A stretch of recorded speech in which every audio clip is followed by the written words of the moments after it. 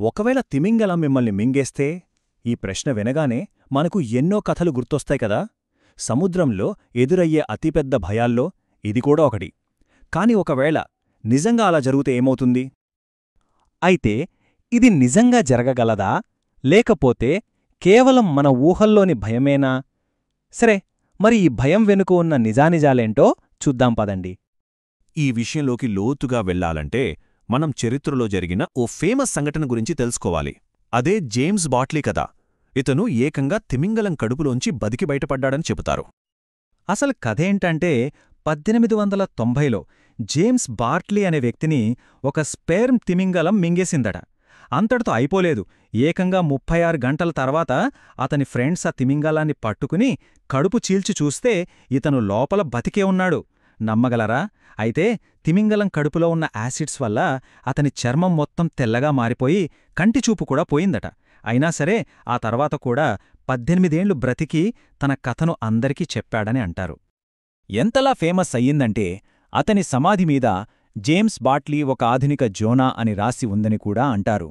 ఈ కథ వినటానికి చాలా అద్భుతంగా ఉంది కదా. కాని సైన్స్ ఏం చెబుతోంది? జీవశాస్త్రం ప్రకారం ఇది అసలు సాధ్యమేనా? ఇప్పుడు ఆ యాంగిల్లో చూద్దాం. ఒక మనిషిని మింగేయగలదా అని ఆలోచించగానే మనందరికీ ఫస్ట్ గుర్తొచ్చేదేంటి? అవును, భూమి మీద ఉన్న అతి పెద్ద జంతువు బ్లూ వేల్. సరే, మన ఇన్వెస్టిగేషన్ అక్కడ్నుంచే స్టార్ట్ చేద్దాం. ఒక బ్లూ వేల్ నోరు ఎంత పెద్దదో తెలుసా? ఎంత పెద్దదంటే దాంట్లో ఏకంగా 400 మంది మనుషులు పట్టేస్తానట. జస్ట్ ఇమాజిన్ చేసుకోండి. దాని నాలుక బరువే ఓ పెద్ద ఏనుగు బరువుతో సమానం. అన్బిలీవబుల్ కదా.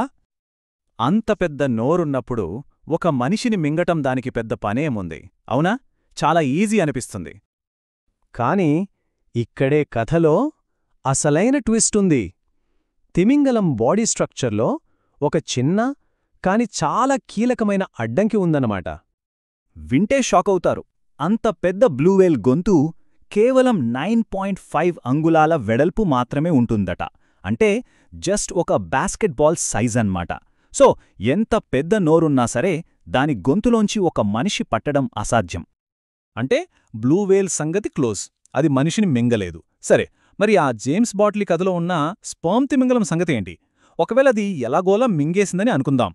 దాని కడుపులో బ్రతకడం సాధ్యమేనా? ఒకవేళ అనుకోకుండా ఎవరైనా స్పర్మ్ తిమింగలం నోట్లోకి వెళ్ళినా ఆ తర్వాత జరిగేది ఓ పీడకల లాంటిది. ఫస్ట్ దారిలో అడ్డొచ్చేవి దాని పదునైన కొండల్లాంటి దంతాలు. వాటి పని ఆహారాన్ని ముక్కలు చేయడం. వాటిని దాటి లోపలికి వెళ్ళినా అక్కడ గొంతులో ఊపిరాడదు. ఎందుకంటే అది మొత్తం ఆక్సిజన్ లేని మీథేన్ గ్యాస్తో నిండి ఉంటుంది. ఇక అక్కడ్నుంచి అన్నవాహికలోకి జారుతుంటే శరీరాన్ని కాల్చేసే హైడ్రోక్లోరిక్ యాసిడ్ వర్షంలా కురుస్తుంది. చివరికి దాని 4 కడుపుల్లో మొదటిదానిలోకి పడతారు.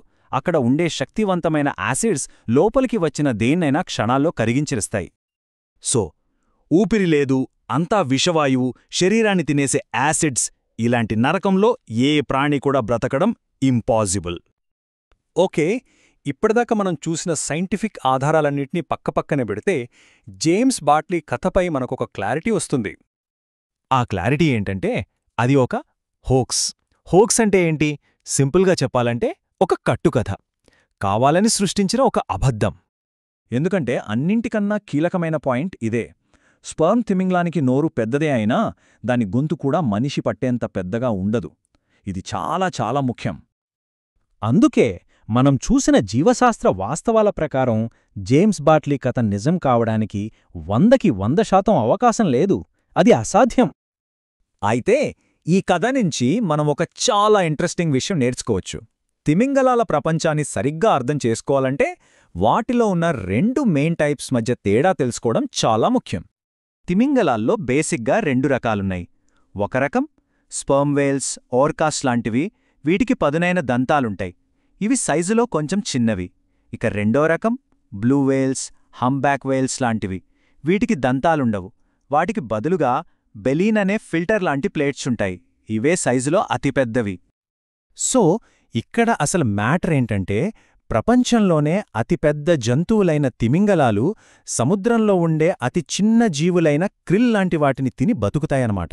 వినడానికి విచిత్రంగా ఉంది గదా, కానీ ఇదే ఫ్యాక్ట్. ఇది మనల్ని ఒక మంచి ప్రశ్న దగ్గర వదిలేస్తోంది. సముద్రం గురించి మనం వినే ఇలాంటి నమ్మశక్యం కాని కథలు ఇంకా ఎన్నో ఉంటాయి. వాటిలో ఇంకెన్నింటి వెనక ఇలాంటి సింపుల్ బయాలజీ లాజిక్స్ దాగి ఉన్నాయో